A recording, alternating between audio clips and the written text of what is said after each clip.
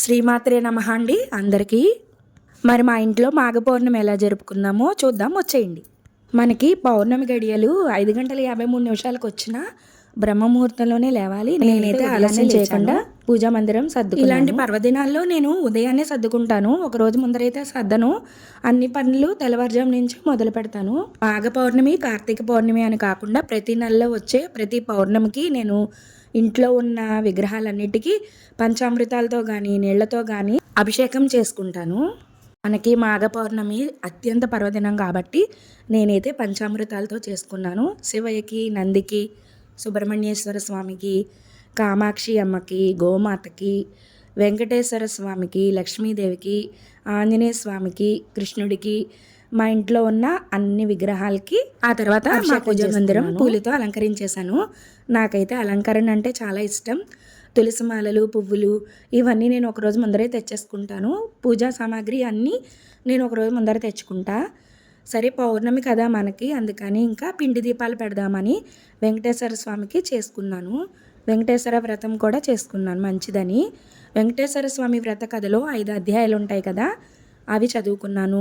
మళ్ళీ శ్రీలక్ష్మి అష్టోత్తరం, పద్మావతి అష్టోత్తరం, వెంకటేశ్వర స్వామి అష్టోత్తరం అవన్నీ చదువుకుని పూజ చేసుకున్నాను.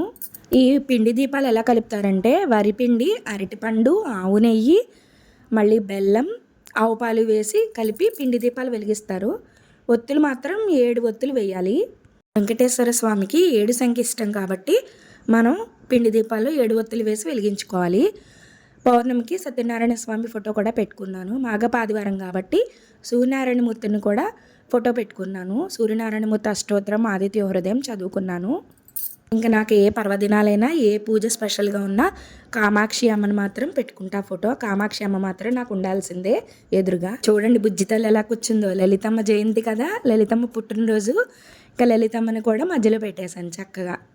ఇంకా శివయ్యని, నందీశ్వర స్వామిని కూడా అలంకరించేశాను. నాకు ఇంట్లో శంకు చక్రాలు గోవిందనామాలతో ఉన్న దీపం ఒకటి ఉంది.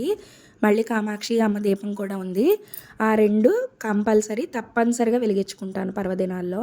ఇంకా అమ్మవారికి కుంకుమ పూజ చేసుకోవడానికి కామాక్షి అమ్మ ఇత్తడి ప్రతిమ ఉంది. ఆ అమ్మకి కుంకుమ పూజ చేసుకుంటాను. పౌర్ణమి రోజు సంధ్యా సమయంలో తులసికోట దగ్గర దీపం పెట్టుకున్నాను.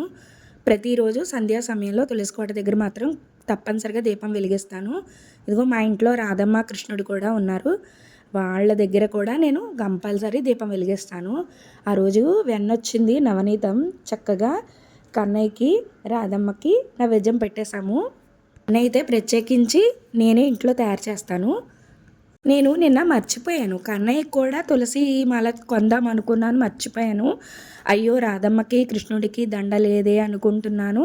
ఈలోపు మా వారు చక్కగా దండ తెచ్చేశారు. ఇంక వెంటనే ఆలోచించకుండా పూలదండ వేసేసాను ఇద్దరికి, రాధమ్మకి, కన్నయ్యకి. అలా అనుకున్నానో లేదో ఇలా వచ్చేసింది. నాకు ఎంత ఆశ్చర్యంగా అనిపించిందో. వెంటనే వేసేసాను. చూడండి ఎంత బుజ్జిగా చక్కగా ఉన్నారు. అయితే అమ్మవారిలాగా రెడీ అవ్వడం అంటే చాలా ఇష్టం. పారాయణ పెట్టుకున్నాను చక్కగా. పూజా మందిరం శుభ్రం చేసుకుని లలితా శాస్త్రం చదువుకున్నాను సంధ్యా సమయంలో.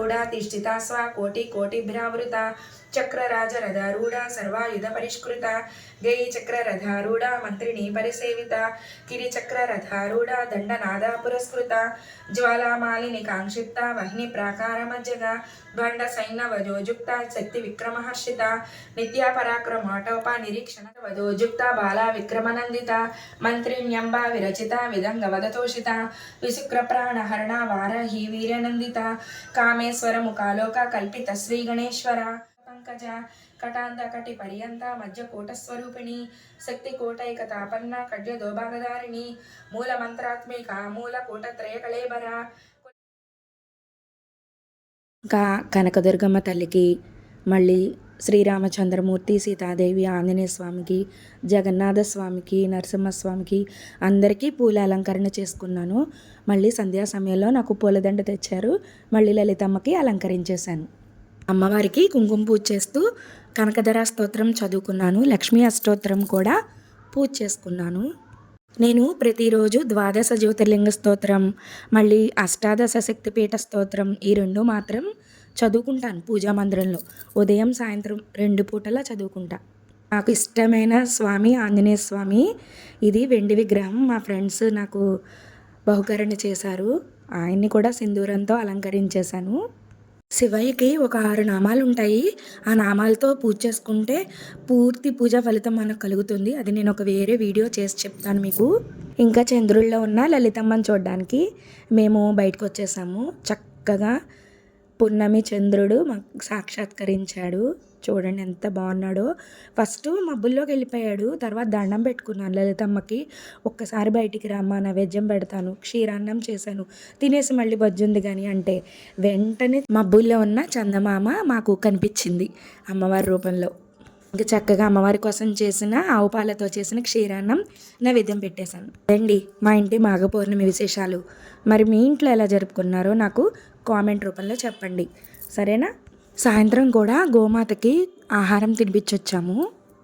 వీడియో చూసి వెళ్ళిపోకుండా సబ్స్క్రైబ్ చేయండి. ఈ వీడియో కనుక మీకు నచ్చితే లైక్, షేర్ అండ్